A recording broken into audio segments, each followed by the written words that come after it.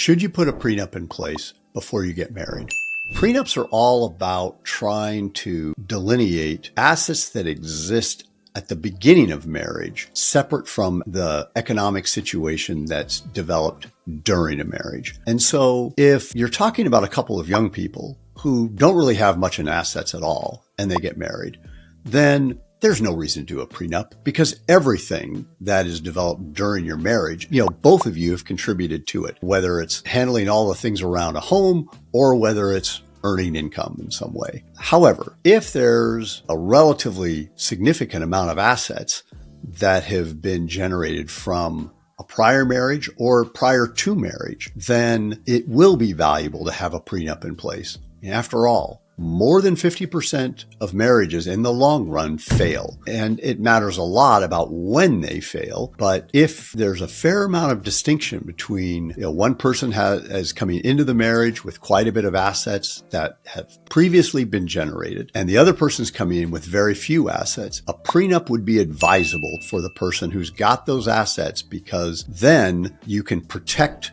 the value that was generated prior to the marriage and have that separate from the assets that are generated during the marriage. One of the details you want to make certain to do is to keep those assets separate, and money should only flow from the assets that are subject to the prenup out.